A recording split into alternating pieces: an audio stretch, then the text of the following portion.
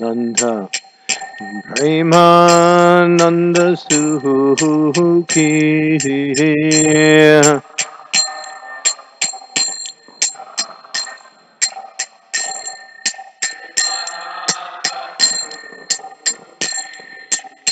He Kripa Bhola Khanha Koro Ami Bhardu Ki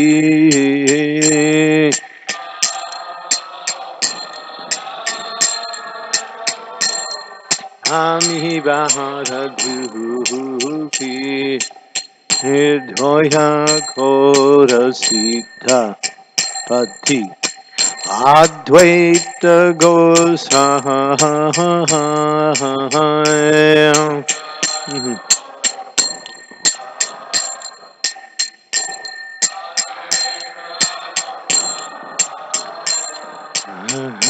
Tava Kripa Bhole Pai Chaitanya Nitai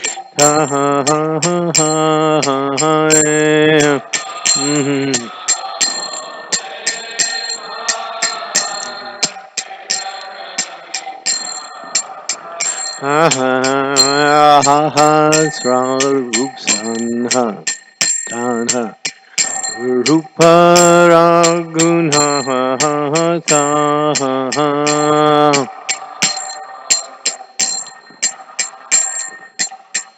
Rupa Raguna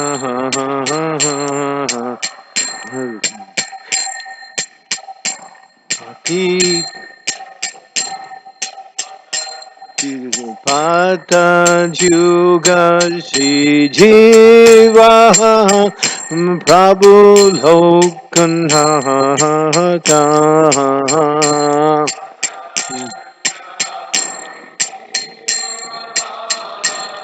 Prabhu Lokanata Doya Kora Shriya Charya Prabhu Srinivasa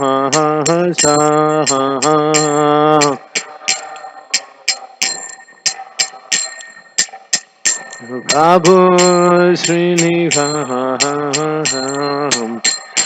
Ramachandra Sangha Magehena Rotam Mudasa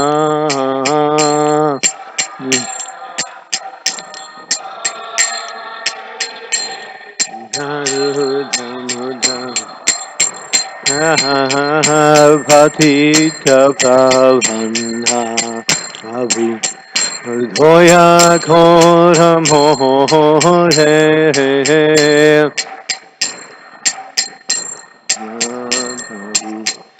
Dhoya Kora More Itoma Bhina Kedayalu Jagat Samsare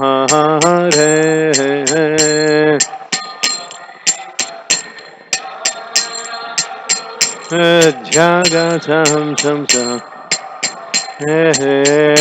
Hare Krishna Hare Krishna Krishna Krishna Hare Hare Hare Rama Hare Rama Rama Rama Hare Hare Everybody sing nice and loud. I can't hear you. Bolo, bolo. Come on. Hare Rama, Hare Rama, Rama Rama, Hare Hare. Hare Krishna, Hare Krishna. Krishna, Krishna, Hare Hare, Hare Rama, Hare Rama, Rama Rama, Hare Hare, Krishna, Krishna, Krishna, Hare Hare, Hare Rama. Hare Rama, Rama Rama, Jaya Pancha Tattva, Panchatattva, Panchatattva, Jaya, Panchatattva.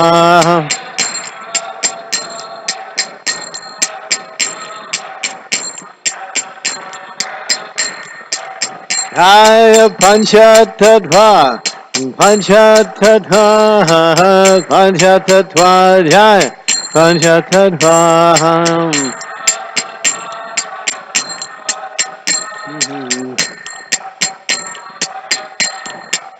Jaya Gauranitai, Gauranitai, Gauranitai, Jaya, Gauranitai,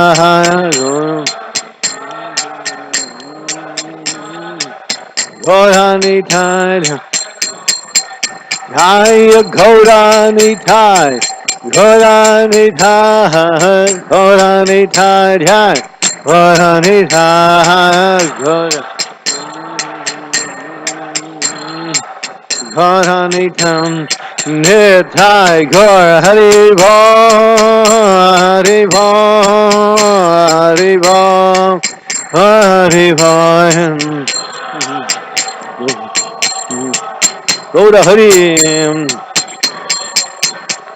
Nitai, Gaur, Hari Bho, Hari Bho, Hari Bho, Hari Bho.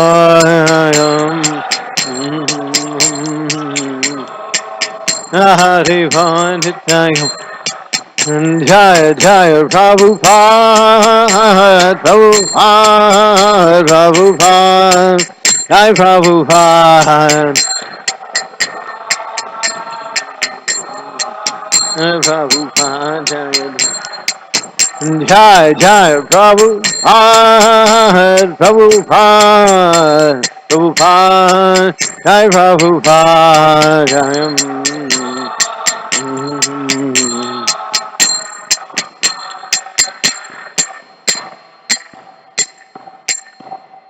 Shri Panchatattva ki jai, Shri Gaudanitai ki jai, Srila Prabhupada ki jai.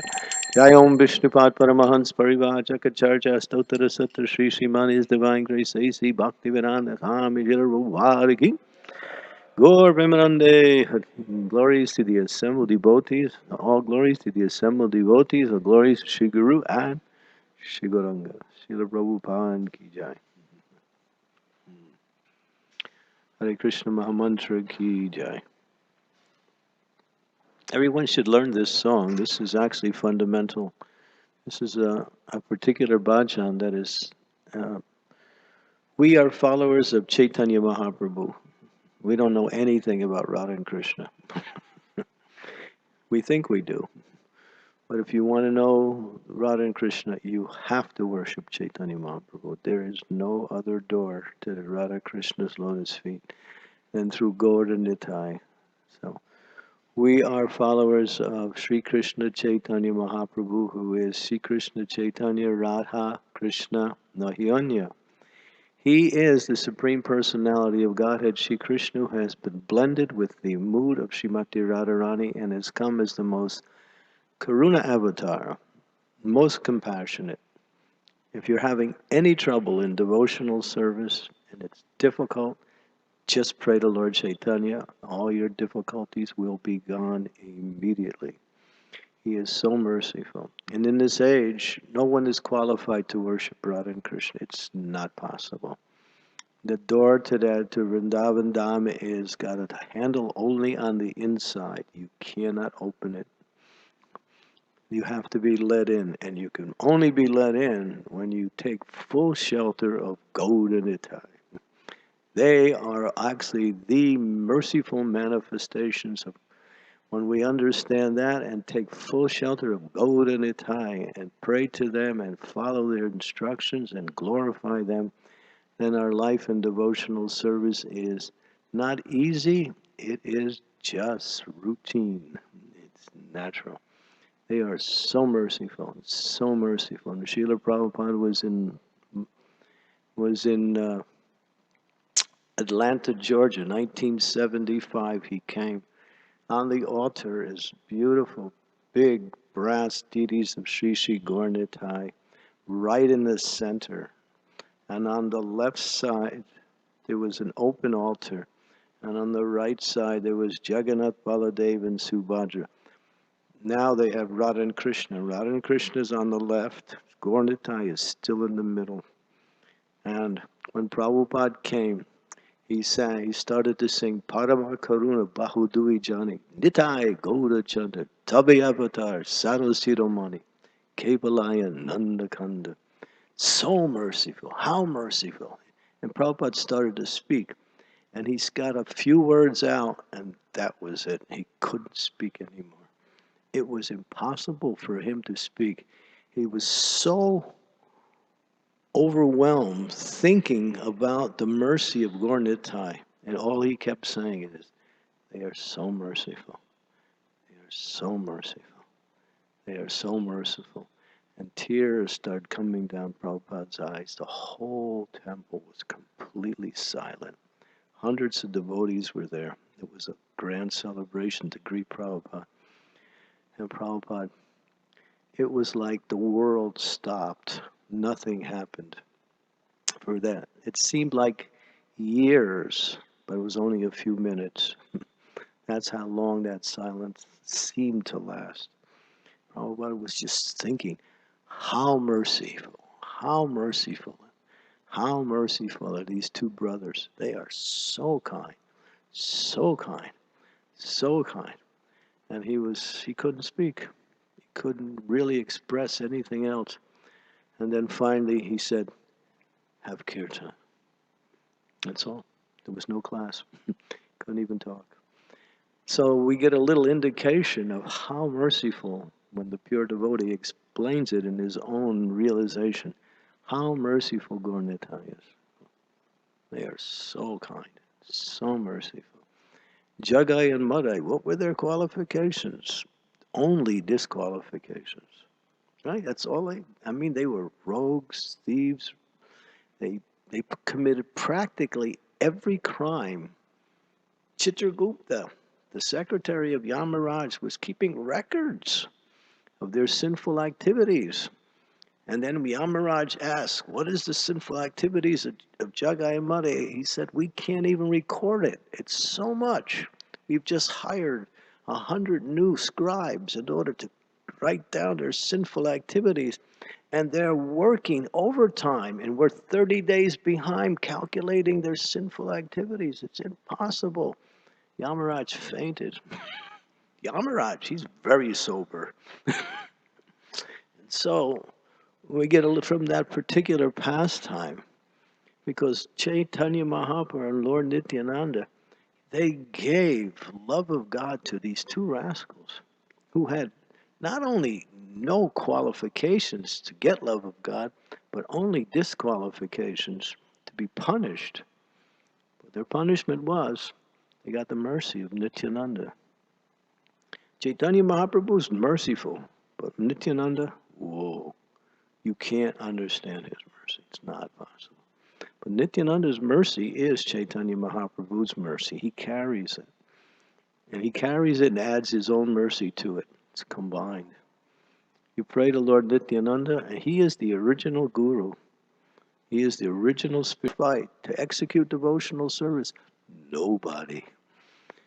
And when Prabhupada was asked, Prabhupada, we can see that we don't have any qualifications for this process.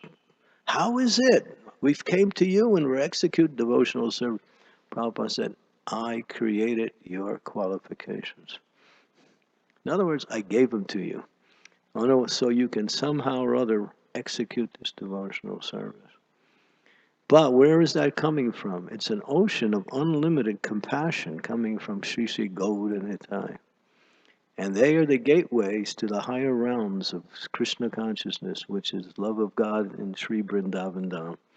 You can't approach Radha and Krishna unless you get the full mercy of Gaura Nitai. Therefore, devotees are always praying for Sri Sri Gaura Nitai's mercy. And what is their mercy? Harinam Shankirtan. By chanting the holy names and dancing in ecstasy and serving in the mood of attracting others to chant and dance, then Their mercy flows like an unlimited raging river. It's impossible to stop that river. Even if you try to, it is so much.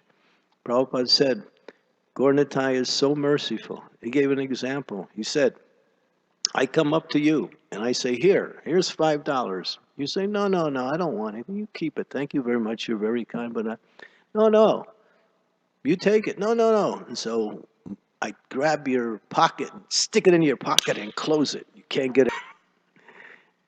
Yeah. Prabhupada said, you know, all these Indians, well, he didn't say this, but I'm saying it. All these Indians, they come from India and they're looking for money. But what do they get? They get the honey instead, Gaura.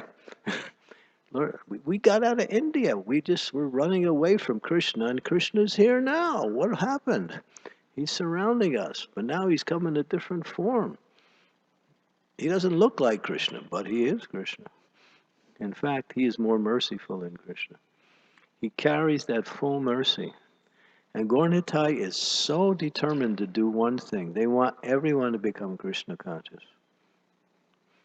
even if you don't want it. That's how merciful they are. I can't explain their mercy. I'm just making a few statements that somehow or other I'm thinking of. But their mercy is impossible to understand. So, therefore, we take full shelter of Gaura and pray for their mercy. And by their mercy, Radha and Krishna become a feature of our worship. Only by their mercy. There's no other doorway. Okay, so that's not the class today. But I was thinking, how merciful they were.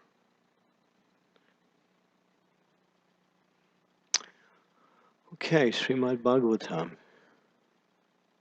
So this is a continuation of a series of lectures on the mind.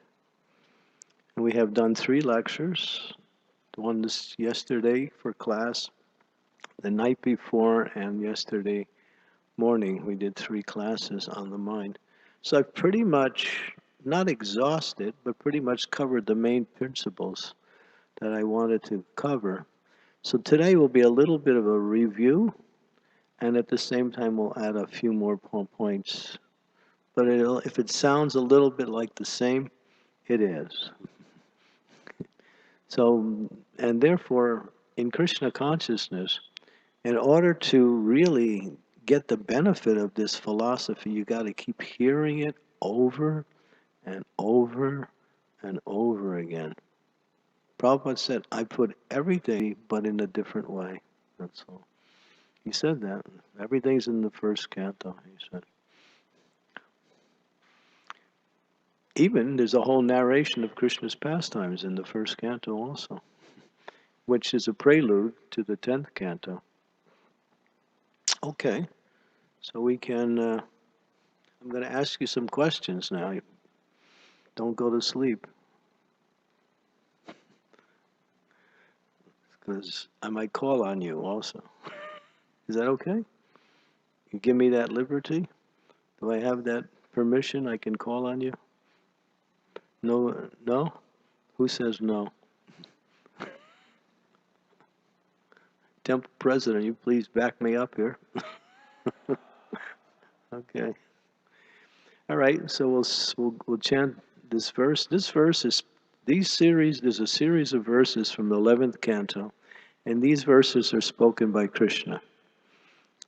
So you're chanting these verses, you're actually chanting the words of Lord Shri Krishna. These are very powerful verses. Okay, this is chapter 20, 11th canto, verse number 21. Om Namo Bhagavate Vasudevaya.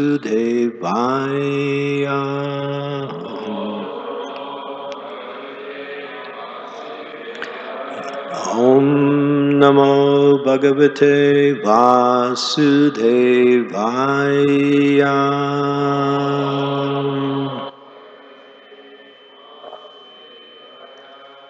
Can't hear you. Om Namo Bhagavate Vasudevaya.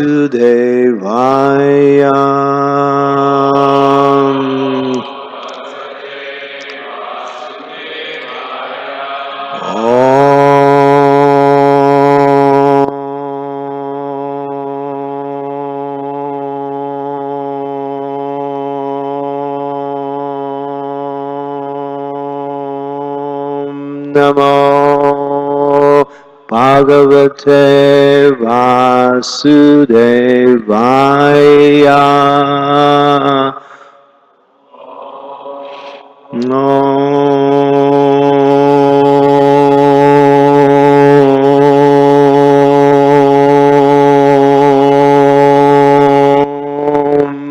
Namo Bhagavate Vasudevaya.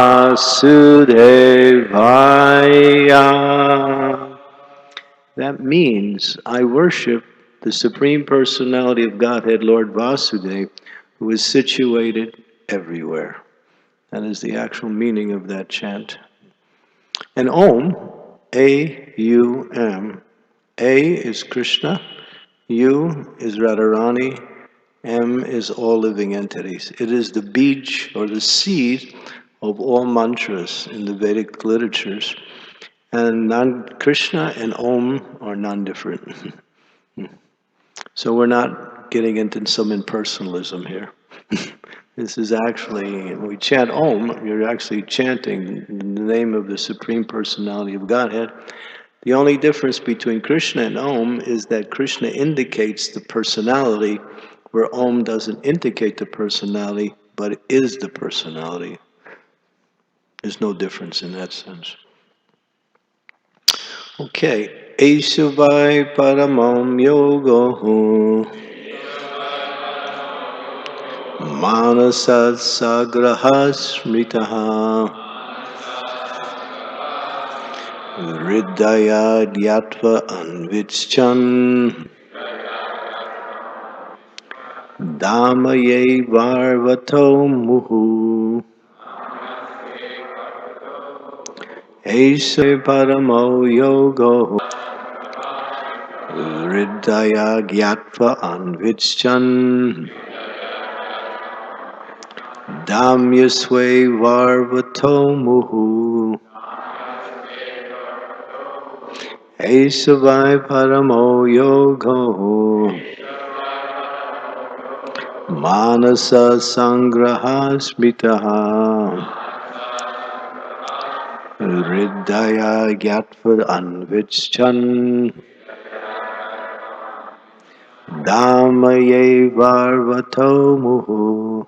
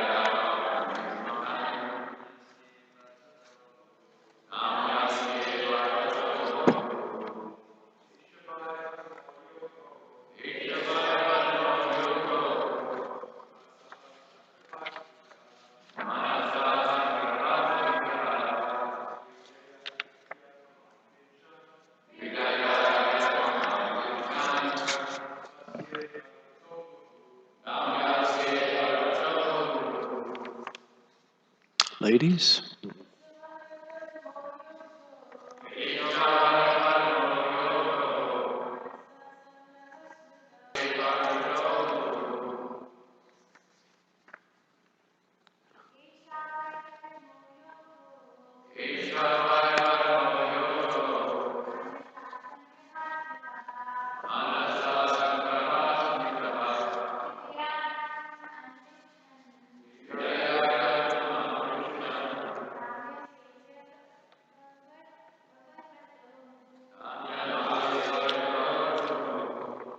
Anyone else?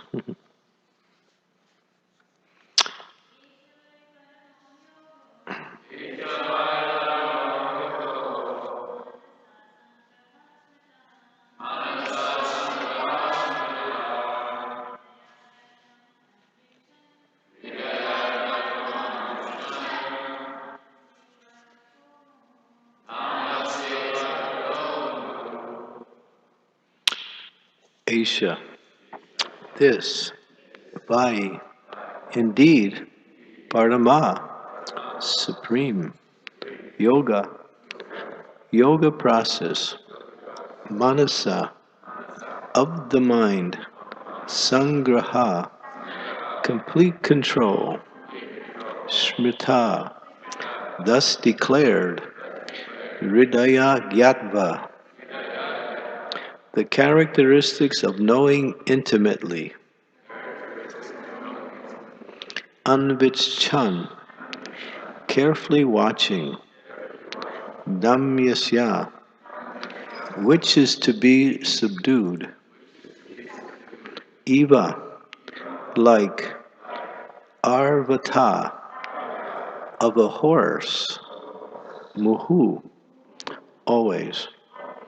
Okay, now Krishna's going to speak. Before I read this verse, I'm going to read some of the verses prior to this to give us a little bit of the flow of what Krishna is saying.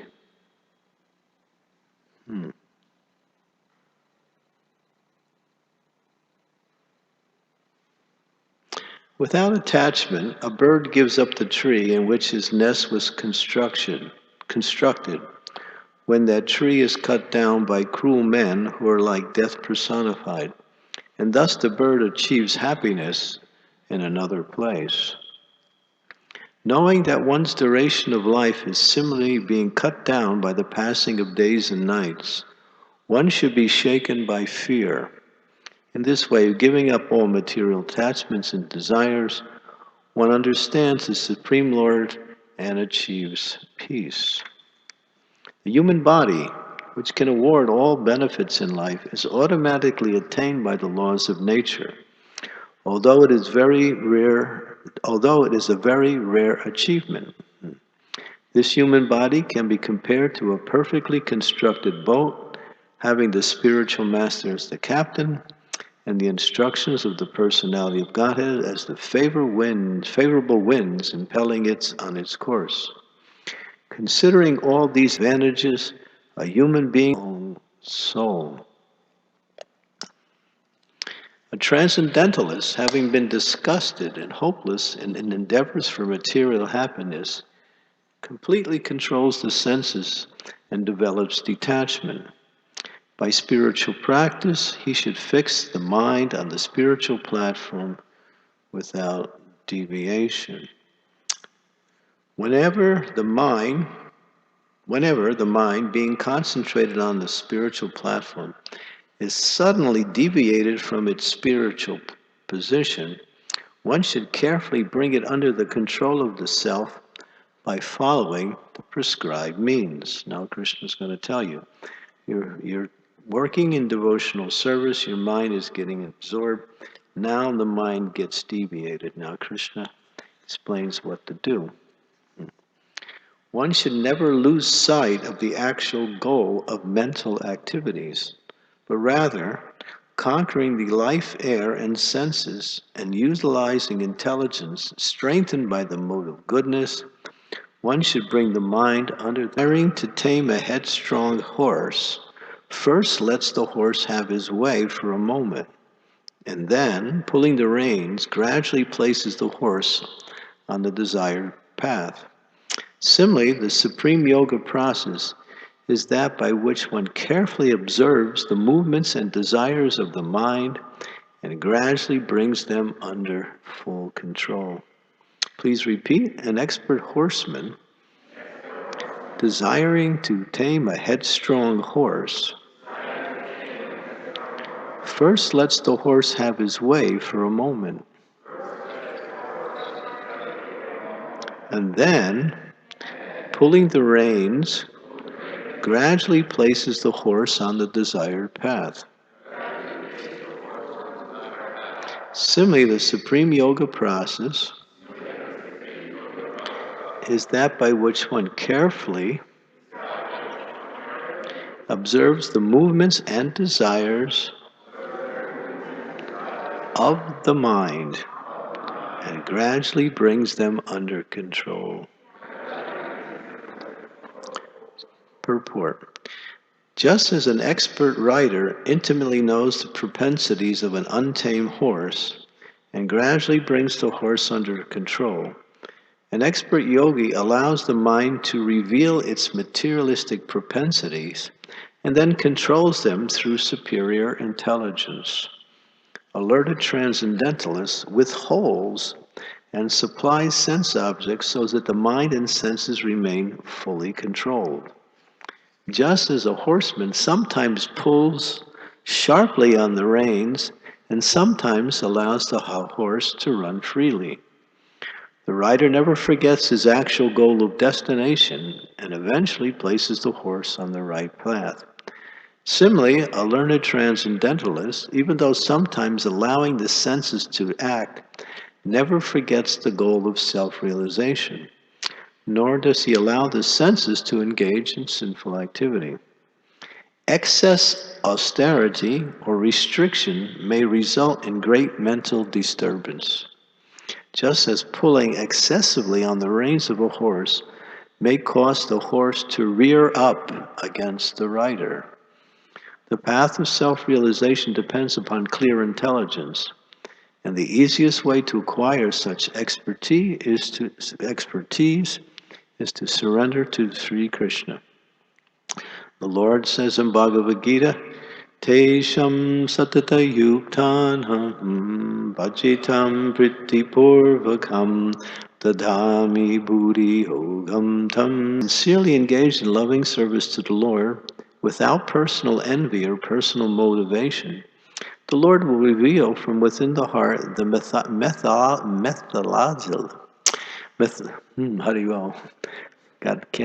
methodology.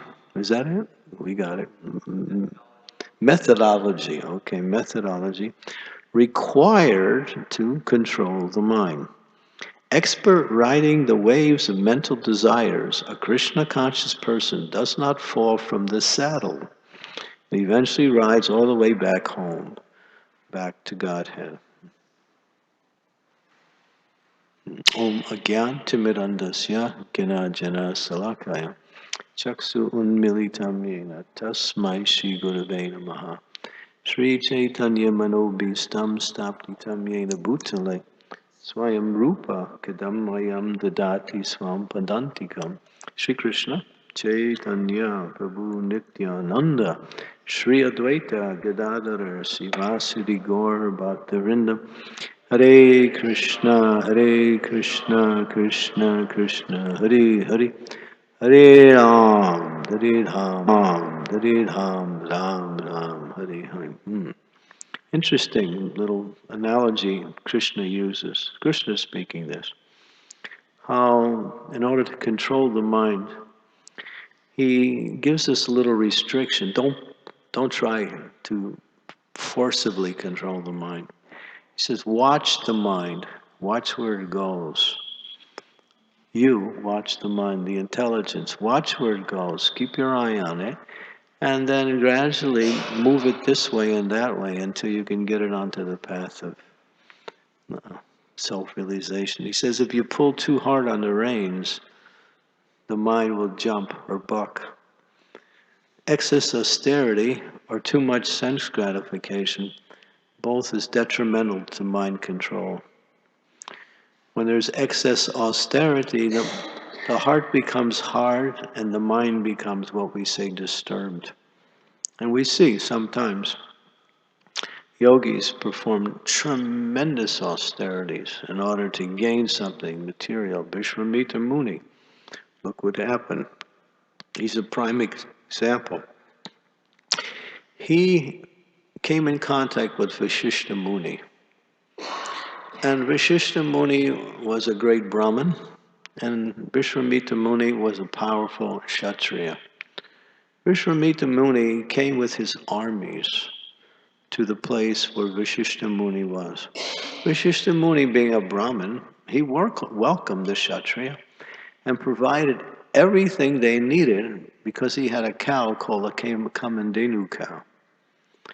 This cow simply could provide anything upon desire. We hear in the spiritual world, you want from those trees. He says, in this world, if you have an orange tree, you can get oranges. If you have a banana tree, you can get bananas. So the tree will give you according to what it has. But in the spiritual world, there are trees that simply by desire you get whatever you want. It's not limited, it's unlimited. So Vashishta had this cow. All he had to do was command the cow, and the cow would give whatever was needed. So when Vishwamitra Muni came, he had a huge army. Vashishta wanted to welcome Vishwamitra Muni, and so he welcomed him very nicely, and he provided enough prasadam for all the armies, places to stay, all the comforts they needed, and it was a grand welcome, simply by this one cow that he had, which he used for all his worship. When Vishwamitra Muni saw this, he became a little envious. And he said, I'm the king. I should have that cow. When the cow heard that, the cow got frightened and looked at Vashishta Muni. Please don't give me away. Then Vashishta Muni, of course, never had any intentions to give it away. So he said, I'm sorry, but this cow is for my worship. I get everything I need for my worship from this cow.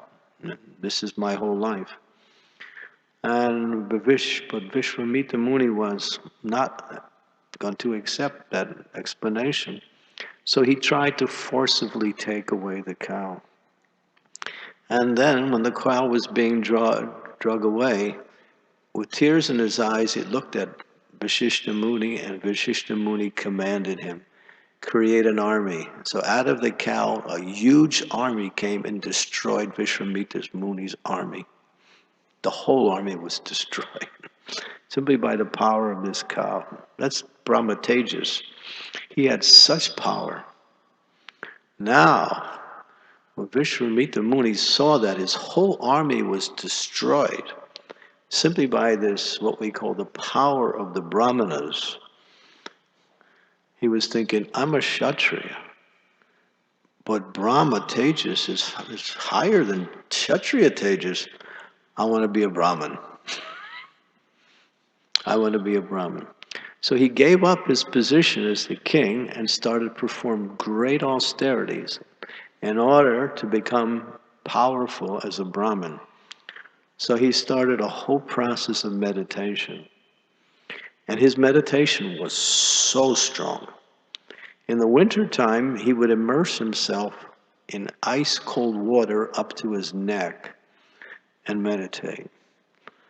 And then in the summertime, he would sit in the middle, and around him were 7 fires blazing with the hot sun overhead, and he would meditate. Now, he was performing tremendous austerities. Indra said, I got to do something. This guy's going to try to get my kingdom, and I can't allow that. So he sent this society girl named Shakuntala. No, I'm sorry, not Shakuntala, but Menaka. So Menaka came, and he's in meditation, and all of a sudden, all of these sweet sounds and nice fragrance, and she's there, and the feminine charm is taking over the atmosphere. And Vishwamitra Muni's austerities went to hell. Boom, couldn't do anything. He got attracted to Menaka, lost all his determination, and married her. And then, of course, there was a beautiful girl that was produced. It's a famous story throughout India. Have you read about the life of Shakuntala? And those of you who are from that culture, you know, yeah? Yeah, it's really a famous story. She was, and of course, she was a goddess herself. Now, Vishwamitra Muni, after living in household life after a while, he thought, boy, I was a great tapasya, now look at me. So what am I going to do? So he went back again to his austerities, and this time he was more determined. He was really determined. He said, I'm not going to let that happen again. But Indra said, well, I'm not done yet. So Indra sends another girl called Ramba. And this time when she comes, she's also a society girl, because in the heavenly planets, they have very nice arrangements for sense gratification. And there's these society girls that they sing, they dance, and they're available. And so he sent one of the best, well, that was Menaka. Now he's sending Ramba. She's also high quality. So she comes, and the same thing happens. The atmosphere changes, the tinkling of the ankle bells. This time, Vishwamitra Muni's thinking, no. So with his power of meditation, fire comes out of the eyes, and she's a pile of ashes. He destroyed her by the power of his. And guess what happened? After that, boom, he was back down again. No Shakti, no nothing. He was just an ordinary person. So Prabhupada tells this story how severe austerities, trying to control the mind and directing the mind in a way to get power, is not a stable situation. Material energy is more powerful than that. Only when the mind is engaged in devotional service can the mind not be deviated. And only when the mind is purified from all material attachments cannot the mind be deviated. Here it mentions that even the spiritualist who is fixed in devotional service, sometimes the mind may go, right? It's even you see great souls who climb very high on the spiritual platform. Somehow, a little deviation, a little inattention. Look what happened to Ajamil. Ajamil, he was a Brahmana. He never knew any kind of sense gratification. He was a young man. He grew up so nicely, worshipped. His father was greatly proud of his son because he was such a wonderful Vaishnava devotee. But one day, he wasn't actually a Vaishnava, but he was a perfect Brahmana. He had followed Brahmana rules, principles. Now he's walking. He's out there collecting some fruits and roots for worship, and he sees this prostitute and a very low-class man embracing in public. Prabhupada said that never happened in Vedic society. He says now everything is changing. Now you would never see that in public. You know, I travel in airports and I have to kind of like, you know.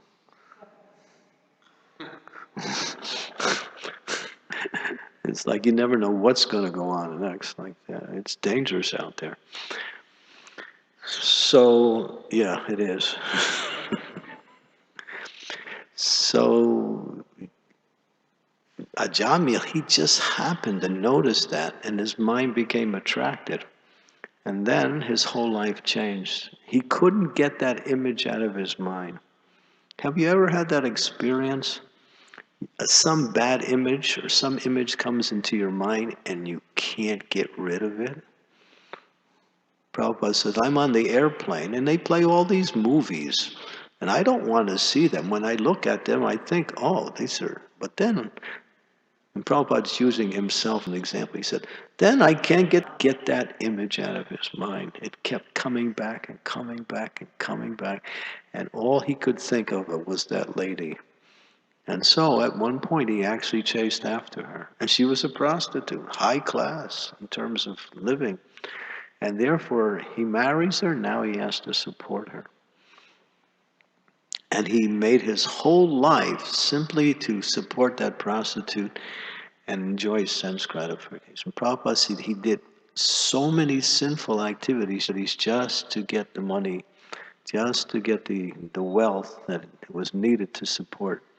He even kidnapped people. This was Ajamil. How? He was a brahmana, simple, humble, but somehow or other his mind got deviated. This is the power of the external energy, especially the form of the opposite sex can immediately divert the mind away from self-realization. So one has to be very, and here, so it says that if you pull the reins on the mind too hard, then you might find yourself, the mind wants to jump just like a horse jumps when you somehow or other try to forcibly control the horse. But then again, if you let the horse do anything it wants, what happens? It goes wherever it wants to go, and you can't achieve your goal. So using this example, Krishna explains that one should carefully observe the movements of the mind with using the intelligence and watch the mind and gradually move the mind to the lotus feet of the Lord and leave it there. And if it moves away, bring it back. Or lotus feet of the Lord indicates what?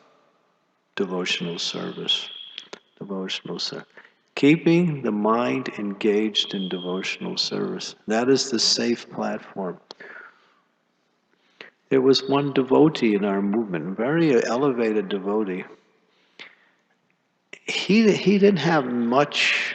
Well, he didn't have much philosophical knowledge, but he was always engaged in service, constantly, 24/7.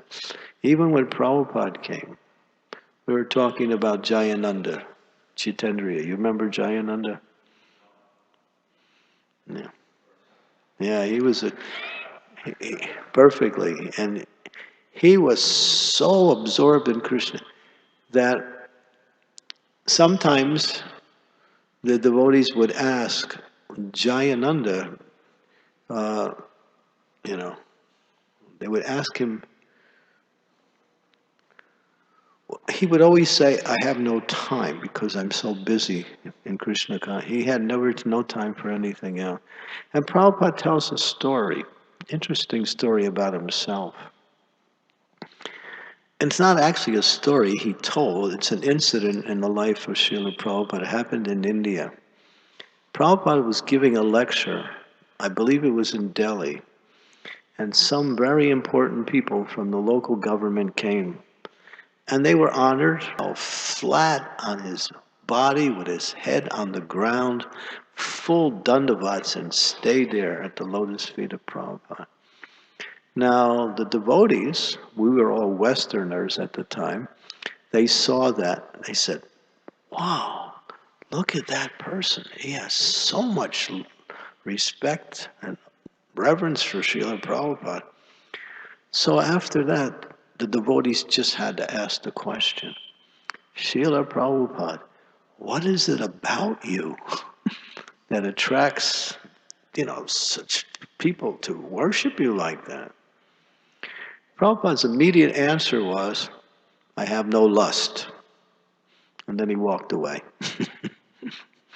He got into his car. A few of the devotees who were there also got into the car, and they were on their way back to where Prabhupada was staying. The car was completely silent because the devotees were thinking, we got so much lust. Prabhupada has no lust. So, and Prabhupada could detect that the devotees were still thinking about what he said. So when he got to the place, the car stopped, Prabhupada got out of the car, looked back at everyone in the car and said, it's not because I have no lust, it's because I have no time.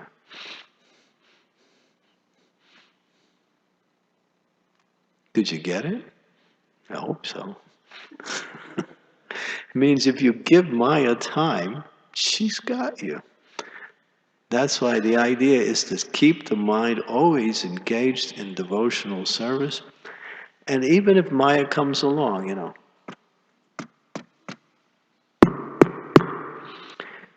Prabhu, it's me, Maya. Oh, Maya, really? Thank you for coming. But actually, I'm busy right now. Can you come back tomorrow? Okay. And so Maya goes away. And then, remember, it's me, Maya. It's tomorrow. I came. I said, yes, come back tomorrow. Tomorrow never comes. It's always today. So, yeah, somehow or other, this is one of the most powerful ways to keep the mind from being deviated. Keep it engaged in devotional service. And devotional service is so variegated. There's chanting, there's dancing, there's taking prasadam, there's reading philosophical scriptures, there's discussing these scriptures, doing practical service. The temple needs so much service, right? I mean, there's, right, who's in charge here? Who's the temple commander? He's in India. Oh, okay. He left everything to you, huh? Okay. So you have so much service to do here, you just don't have any time for Maya. And that's one of the ways to become fully purified in devotional service. No time for Maya, that's all. So Krishna is saying here, guide that mind on the right path. And what is the path? Of course, the purport ends by saying that one should eventually move it to the desired goal in life, and that is to eventually keep the mind focused on going back home, back to Godhead. Prabhupada said very few people, even he was even referring to devotees, want to go back to Godhead. Most of us take up devotional service so we can find some material stability and become spiritual at the same time. It's called karma yoga. In other words, give me a nice wife, give me a nice situation, give me some money, give me, all the things that I need to live in this world, and I'll chant Hare Krishna, Krishna Krishna, Hare Hare, Hare Ram, Ram Ram, Hare Hare. But Krishna will say, oh, these are the things you want from devotional service. And it says you can get anything you want from devotional service. Anything. So, of course, Krishna will have to supply that. But generally, he fulfills the desires of the devotee. So we have to purify our desires by keeping the mind engaged in devotional service. Because there's no future in this material world. Coming back again in another life, even if this life is somewhat comfortable by the facilities Krishna provides, it's still you have to take birth again. And taking birth is not an easy thing, both for the mother and for the baby. Right, Mataji? We have our Preeti here. She's a pediatrician, right? You deal with ladies all the time who are having children, right? It's not a very pleasant thing. Prabhupada was talking to someone devotee. And the devotee was saying, I used to be on an ambulance. That was my job before I came. And we would get these calls from ladies who were in labor. And then we would come, and the ladies would be very much in pain, and we'd have to take them to the hospital. And on the way to the hospital, as they're riding in the ambulance, the women are saying, never again, and they're cursing their husbands. This is an exact quote. How difficult it is to bring a child into the world for the mother. And the child, read the 4th canto, I think it's 29th chapter. Phew, what the child has to do, and whether it comes out or not, that's another thing. A lot of times the children don't make it. So we think, oh, birth, death, disease, and old age. And we know death is obviously miserable. Old age, you'll get there. And things just don't work anymore. All the machine is breaking down, and you still have desires. And what is it, disease? Everyone tries to avoid disease, but nobody thinks about the horrors of birth. No, but if you read the fourth canto and you get a clear understanding of what the child goes through for those 9 months, it's very difficult both for the mother and for the child. So, but we always say, right, happy birthday. But how happy was it when you came out? You weren't dancing and saying, here I am, okay, now I'm on the scene. No, you're thinking, boy, the doctor has to slap you in the butt just to get you to breathe, right? And you're all blue in color, and you're not Krishna, but you're blue.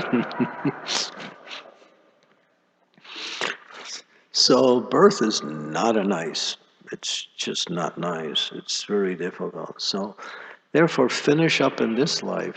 Prabhupada said, go back home, back to God, and you have the mercy of Gaur Nitai, which is the full mercy of Radha Krishna. We have to keep that mind focused on devotional service. And therefore, in the 17th chapter of the Bhagavad Gita, Krishna explains 4 characteristics that make up the austerities of the mind. One is satisfaction. Happiness comes only when you're satisfied. Sometimes people think they try for happiness, try for satisfaction. That's higher. Because when you're satisfied, whether you're happy or not, it doesn't really matter because you're satisfied. And happiness and satisfaction is a form of happiness. And so people want things. If they don't get it, they're not satisfied. Or if they get something they don't want, they're unsatisfied. Or if they get something they want and they're satisfied for a little while, and then they become unsatisfied. So material life can never satisfy anybody. Nobody's satisfied. If you don't believe it, just read the newspapers. Or just, you could just look at, I drive along the streets and people look totally miserable. They're miserable. They have to work and they have to struggle so hard for a little bit of sense gratification. This is material life. It's just a hard struggle to somehow or other squeeze out a little bit of happiness. Prabhupada said a man works so hard, he buys a big house, and the dog stays in the house all day, and he goes to work. Dog lives nicer than he does, right? And the dog did nothing, right? So it's better to be a dog. Because the guy is working like a dog to serve his dog who has the house, This is not an exaggeration. This is material life. Oh, I have a wonderful house. Yeah, I never see it, but because I'm always busy working. And when I get there, I have to go to sleep anyway. This is material consciousness. You'll always be satisfied Krishna because we are part of Krishna. We're non-different in what we say quality for Krishna. We're not Krishna, but we have the same quality as Krishna. We are intimately connected with Krishna in loving devotional service. So when we satisfy Krishna, automatically we become satisfied. But there's another thing. You can just say, I'm satisfied. Can you do that? Just say, I'm satisfied. And you're satisfied, right? It's that easy. Yeah? No? Any questions about that? You can just say, I'm satisfied. I'm a devotee. I got prasadam. I got association. I'm in a very nice temple. I'm satisfied. Look at all I got. I don't even realize how much I have. I'm happy. I'm satisfied. Now all I have to do is just keep going and make Krishna satisfied more and more. And then I'll become even more satisfied and happy. So we don't take time to see what we have. We're always thinking of what we're going to get, right? That's the problem. Always thinking, what am I going to get? Look about what you got. You're fortunate, right? Some people are not so fortunate. A lot of people are not so fortunate. Most people are not so fortunate. So keep that mind in devotional service, because the mind will disrail you. It'll always look for a chance to jump ship. And it'll always look to go to somewhere else to find some kind of satisfaction or some sense enjoyment. So therefore, one has to watch the mind as a mother watches a 2-year-old child. Otherwise, the 2-year-old child will wreck the house or hurt himself or do something. You know, the child is never able to do anything independent. It's always cared for and watched by the mother. In the same way, we have to watch that mind and make sure the mind is moving in devotional service. So one of the austerities of the mind is gravity. What is gravity? To think about philosophical principles, to think about Krishna, to think about devotional service, to meditate on the whole process of devotional service. Gravity is the highest form of austerity, and it's the most powerful one. One who is grave means that one can never tell the mind of a grave person. Is always thinking about something that is relevant to his advancement. You see that even in material life. But in devotional service, that gravity takes the form of thinking about Krishna. Simplicity is another. Simplicity means living according to what you need and not what you are greed. Not greed, but need. Live simply, live according to what you need. If you have any extra, use it in devotional service. That's all. Live simply. Simple living, high thinking. Most people are high living and no thinking. No time to think because I'm living. Don't bother me about thoughts. I'm too busy. So this is the process. To live simply. And Ishopanishad says, who knows that verse from the first verse of Ishopanishad? Go ahead, someone. Yat kincha jatigam jataga tena jaktena bunjitaha magritaha kusaswiddanam. Translation?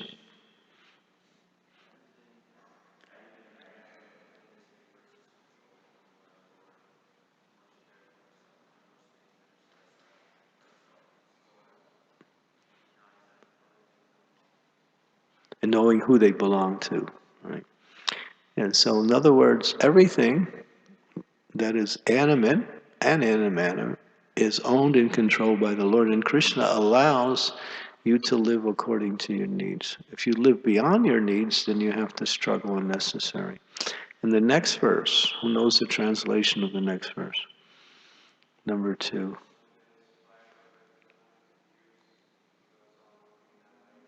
Yeah. Beautiful. Yeah, nice. One can aspire to live for hundreds of years if he lives according to that first verse. In other words, simple living and spending enough time to think about, engage in devotional service. Yeah, like that. There's no alternative. The alternative is simply a hard struggle. Everyone is struggling. They don't know what they need, or they think they do. You have to know the difference between needs and wants. Wants and needs are not necessarily the same. Wants may be needs, but not always. What do we need? What are the things we need in order to live? Food, water, shelter, relationships, opportunities for medical care if it ever comes, those things. And education. We can even increase the needs into every other areas. But then people want all kinds of things, you know. And there's one person who says, we have a tendency to love things and use people instead of loving people and using things. We get attached to things, you know. The man on his car says, you know, my wife, yes, my dog, maybe, my car, no. Don't you can maybe you can have my wife, yeah, but my dog, I'm not sure, but don't touch my car. And they have bumper stickers like that. Yeah, it's like, and people are nuts. I mean, to put it in very succinct terminology. Yeah, people are lost. So therefore, our job, our service, is to become Krishna conscious and to make others Krishna conscious. We are not satisfied simply by becoming Krishna conscious alone. That is not devotee. Devotee means, how can I give Krishna consciousness to others? And if you give Krishna consciousness to others, Krishna will give Krishna consciousness to you. That is actually a formula. That is what we say, as they say in advertising industry, it's airtight. You can't put anything else inside. So yeah, keeping that mind engaged in devotional service, learning this philosophy, read these books, discuss these books, preach these books, turn this temple into a dynamic energy of devotees who are so enthusiastic in everything they do. And you'll fill up this place so fast you don't know what to do with the people. They'll be coming here just to learn and just to understand what you have. Krishna doesn't send people unless we are ready for them. He may send a few, but the more you become ready, the more he sends more and more and more. Like that. So, yeah. So living simply allows us to maximize our time and energy in devotional service. And the last thing is to self-control means we were talking about self-control. The self is the soul. Keeping the soul engaged in devotional service is self-control. And that means using the mind in the right way. The mind will move without even your knowing it. Learn how to keep that mind in the right direction. What's the easiest way? Hare Krishna, Krishna Krishna, Hare Hare, Hare Ram, Ram. At any time, anywhere, any place, you can chant Hare Krishna. And then your mind is engaged in Krishna service. So practice always remembering Krishna as much as possible. Any questions or comments?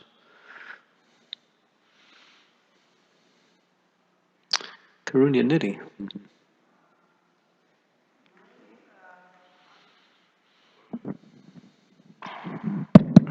Maharaj, I could not catch. You said austerity, too much austerity, mind becomes what? And heart becomes what? I could not The catch. mind becomes disturbed by too much austerity. And heart? And the heart becomes hard. Heart. Prabhupada talked about himself. He says, I have a mind of an English army officer and a heart of a Bengali mother. He said, we should be like that also. Strong mind, soft heart. Mind strong means moving it in the right direction. Not that you beat the mind. That's not going to make it strong. You direct the mind, that's all. Yeah. Prabhupada said devotees should be a lamb at home and a lion on the chase. That means when you're with the devotees, it's a loving mood. And when you're outside preaching, it's like no compromise. Like that. So these are things that Prabhupada has given us to help us understand some of the characteristics that make up a successful devotee, how we can behave in certain situations like that. Love the devotees and preach to the non-devotees. That's another form of love. How do you love the devotees? Serve the devotees. By serving the devotees and associating with devotees, you develop affection, and that mood expands out, and people come. People come, oh, these devotees, these people are so together. They have such a nice relationship. Let me become a part of that. But if they see nobody talks to each other, or nobody has time for each other, or everybody looks at each other like, what is, yeah, there was one devotee, not devotee, a guest. He came to one temple, I think it was somewhere in America. It was America for sure. And he was coming, going, coming, going, coming, going, coming, going. And then the devotees asked time, they said, you're coming and you're, taking part, but you're not becoming a devotee. You're really making any change, no commitment. He answered in a very frightening way. He said, well, he says, I see how you treat each other and I see how you treat the guest. I'd rather become a guest. Whoa. Yeah. He said, I'd rather stay a guest. I get better treatment. So that's something we want to push back into history and move forward. The more we are together as a group, many people with the same objective, to serve Krishna and to serve each other and to assist each other in devotional service, becomes very powerful.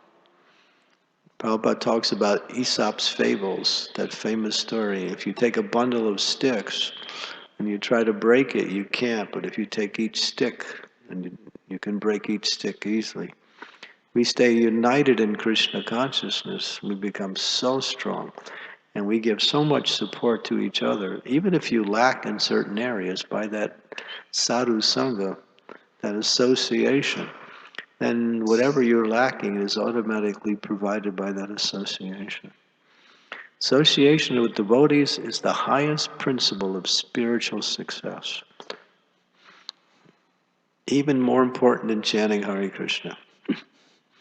Because when you're chanting Hare Krishna in the association of devotees, then that is actually perfection. And it's inspiration. So one of the austerities is living in an ashram. You don't know, and all of a sudden you gotta like them, right? But the thing is, you start to get along when you all have the same goal in mind. We want to become Krishna conscious. That's our goal. If we have that goal, then everyone becomes an opportunity for our own advancement and an opportunity for service. Becomes a chance to serve. Any other questions?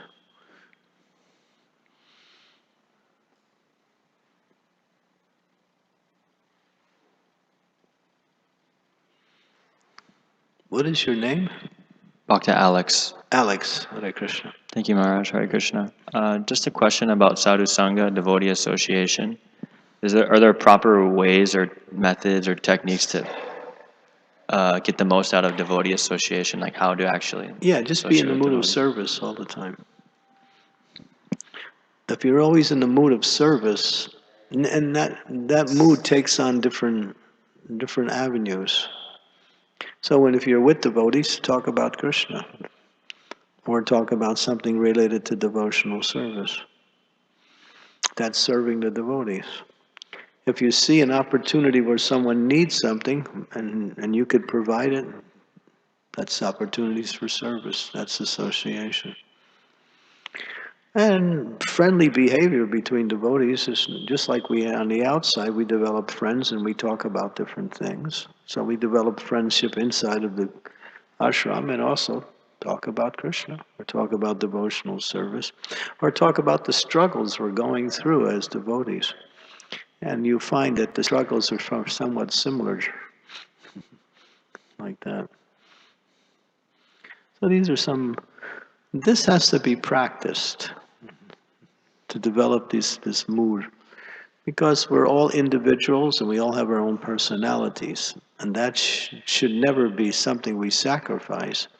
We keep that individuality and personality, but we work for the benefit of the whole. When the whole benefits, the individual benefits too. If everyone is trying to benefit themselves, then nobody benefits. If anyone's trying to benefit everyone else, everyone benefits. Satchidananda Maharaj tells an amazing story in this regard. He says, it's a beautiful story. He says one man, he goes to heaven, and he's with St. Peter in heaven, and he asks St. Peter, what is the difference between heaven and hell? So St. Peter says, all right, come on, we'll go to hell.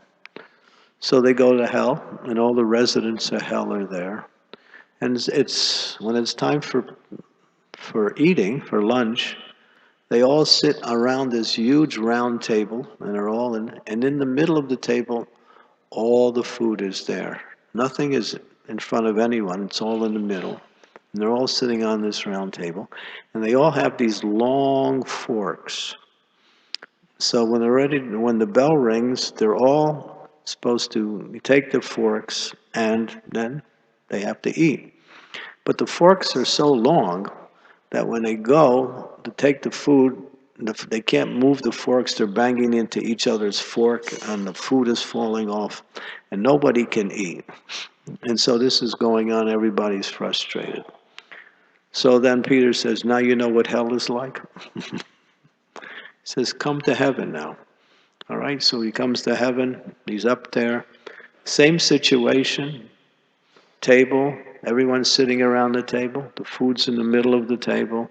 And everyone has long forks. The bell rings, and everyone takes their fork and feeds the person next to them. He says, this is heaven. Is that okay?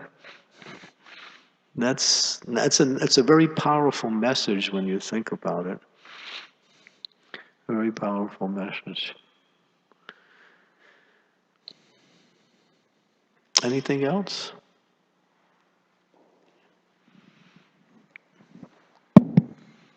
Thank you, Maharaj, for your class. Thank you for your question. Did that help? Hare Krishna. Hare Krishna, you answered my question from your class today that I had the other day when I was talking to you. Okay. But maybe you could ask another aspect of the question, because as far as being grateful for the association, how much we have in our association, the deities, the devotees. And one thing I do to keep that in mind is it reminds me of the Ramachandra Puri pastime where he criticizes Guru and found fault with all the Vaishnavas.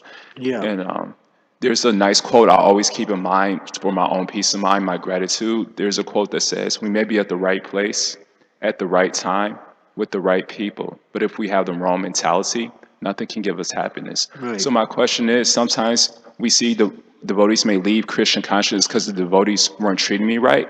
So how not to fall into that trap of blaming others?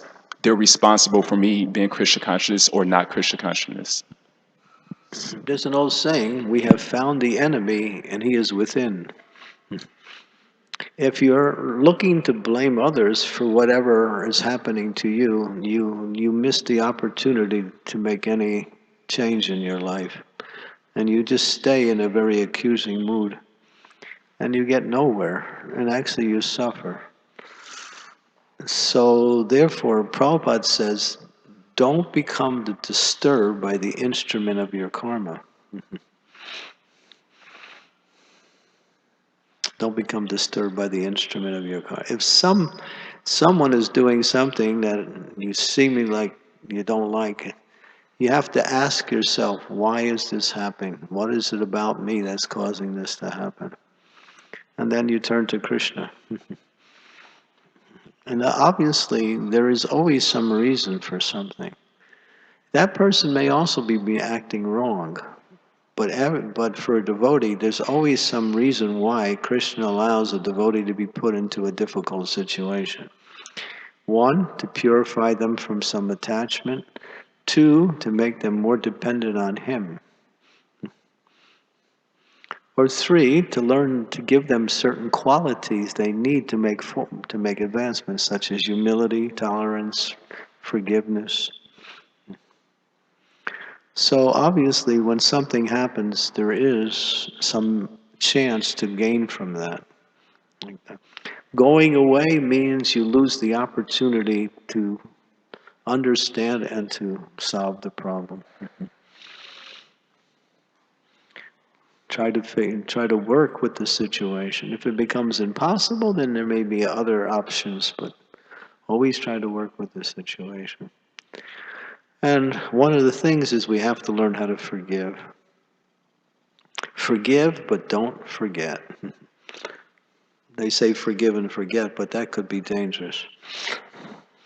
Forgive and don't forget means forgive a person if they transgress against you, but learn not to fall into that same situation again by remembering what happened before and avoiding that. But if you don't forgive, like I was giving a lecture in Bhaktivedanta Manor, it was all about Vaishnav qualities. And there was a large group of people there. So at the end, one lady came up to me and she said, Maharaj, I have to ask you a question. She said, I didn't want to ask it in the class. I said, okay. And she said, well, actually, I have this problem with this one lady, friend. She's not a friend, but to some lady, and I can't forgive her. I've been trying to forgive her, but I can't. I said, how long has it been going on? She said, 25 years. I said, what? She said, yeah, it's been 25 years since it happened, and you still haven't forgiven her yet. I can't. I don't know how to do it. I said, you're lucky you're still alive. Because to hold that kind of negativity in you, you blow up. You just create, the person who holds the negativity suffers as opposed to the person who caused the negativity. If you hold it, you're the one that's going to suffer. So we have to learn how to forgive. But don't forget so you don't fall into that same situation. You have three options when something happens. Forgive and forget, forgive and don't forget, or redress the issue with the person involved. These are the three options. You have to see which situation is the one that will bring about the solution.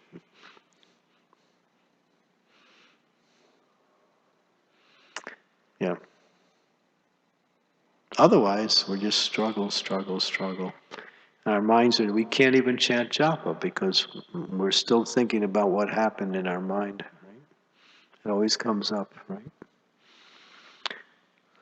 Sunil, you have to go? Thank you for coming. Please come later on today. Okay. Thank you. Yes. Mataji.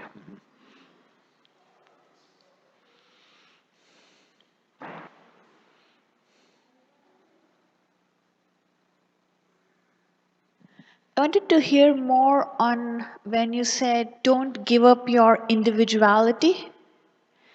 So, can you give some examples where what exactly giving up one's own individuality means?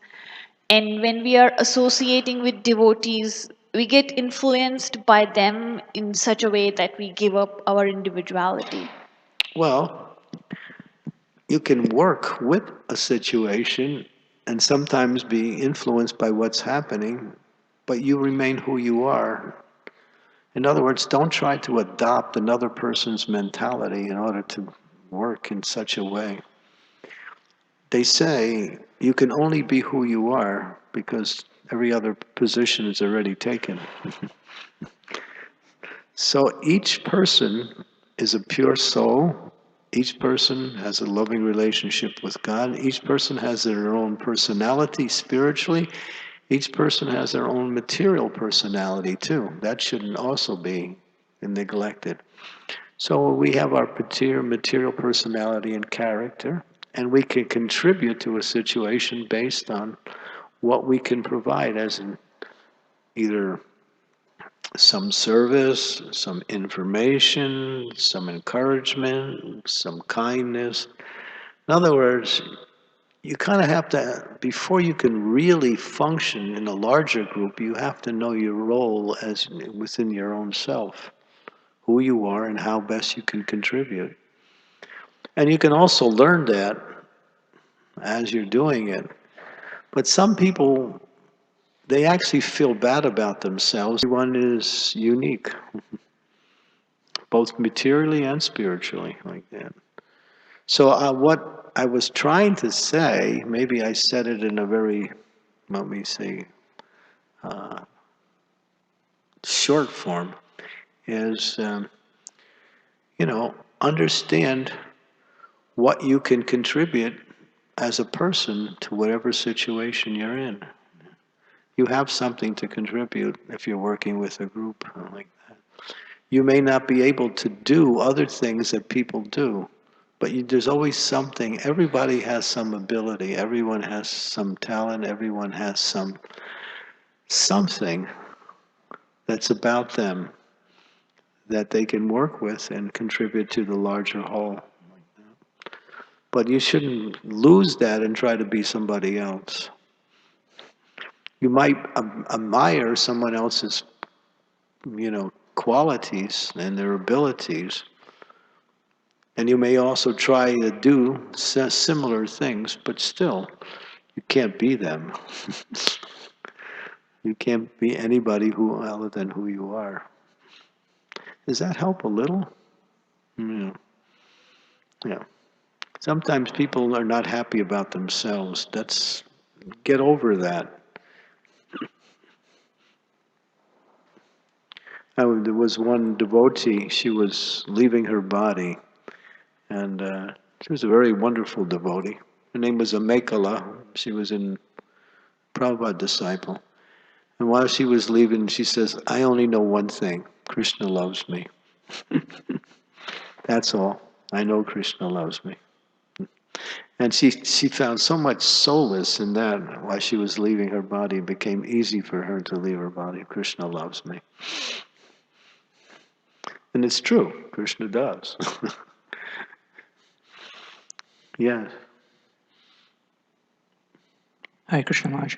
Hare Sham, Hare Krishna. Hare Krishna Maharaj. Nice to see. I've been looking for you all weekend. I couldn't find you. I wasn't well. Oh, you're Just okay getting back. now? Yeah, getting back now. Good. Maharaj, when we're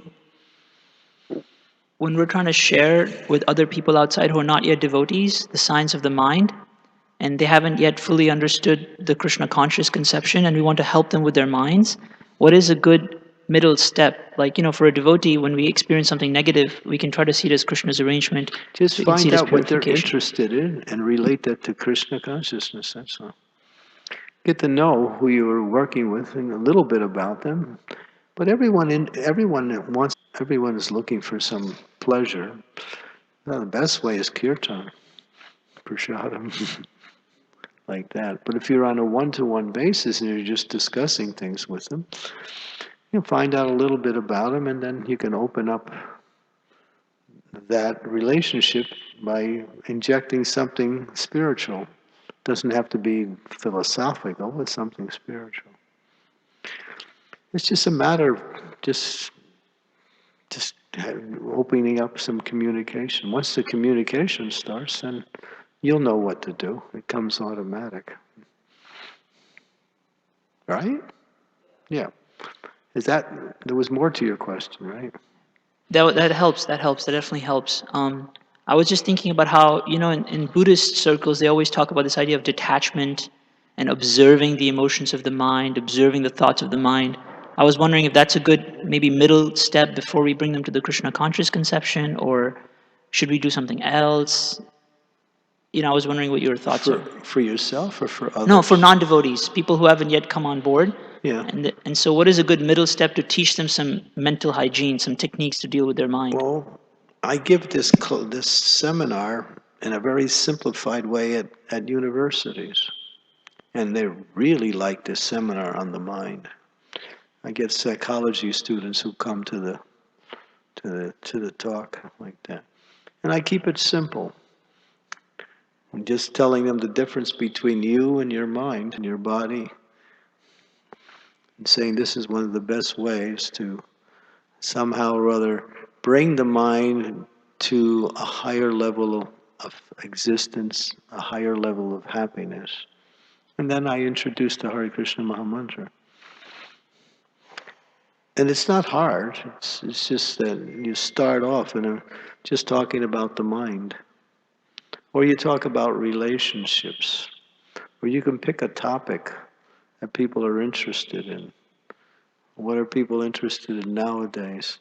How to become successful in life. And you can explain that success means building your own character. Not success means about doing something outside or having a particular. That's it. Nope. Okay. Yeah. So we try to emphasize success as an internal thing, not an external thing. Everyone is geared outwardly. We want to tell them that it's all about going inwardly, building character, and then you can bring principles in that are character building things. You can talk from your own experiences also. These are some ways. Anything else? Okay, maybe what time is it? I can't see the clock. 9:15. Okay. Man cannot live by philosophy alone. Take prasad. Thank you very much. Hare Krishna. And please come. There'll be an initiation ceremony today at 3 or 3:30. I'm not sure. Is it 3? 3:30? Okay, 3:30. Hare Krishna. Hare Krishna. Well, I don't know what it was. It was some sort of flu or something. Hare Krishna, just a reminder, there'll be a vegetable cut up immediately after breakfast. Please join us.